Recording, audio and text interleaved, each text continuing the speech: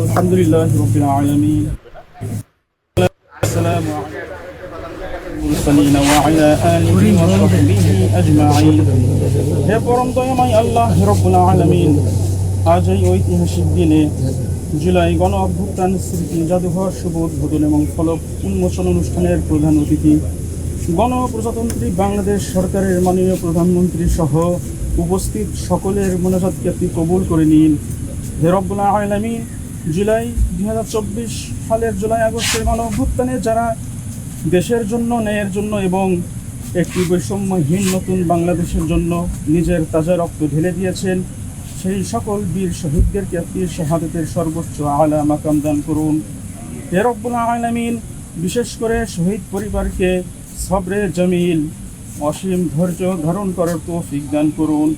হে রব্বুল আলামিন, 2024 সালে জুলাই আগস্টের গণ অভ্যুত্থানে যারা আহত হয়েছেন, যারা পঙ্গুত্ব বরণ করেছেন, তাদেরকে পরিপূর্ণ সুস্থতার নিয়ামত দান করুন।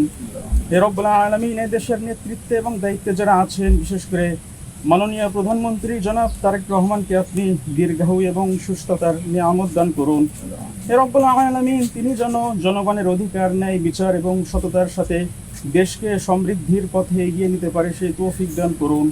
হে রব্বুল আলামিন, আধুনিক বাংলাদেশের রূপকার সাবেক প্রেসিডেন্ট শহীদ জিয়াউর রহমান এবং সাবেক 3 বারের সফল প্রধানমন্ত্রী দেশনেত্রী বেগম খালেদা জিয়াকে আপনি জান্নাতের সর্বোচ্চ আলা মাকাম দান করুন। হে রব্বুল আলামিন, তাদেরকে জান্নাতের মেহমান হিসেবে কবুল ও মঞ্জুর করে নিন। রব্বানা তাকাব্বাল মিন্না ইন্নাকা আনতাস সামিউল আলিম ওয়া তুব আলাইনা ইন্নাকা আনতাত তাওয়াবুর রহিম।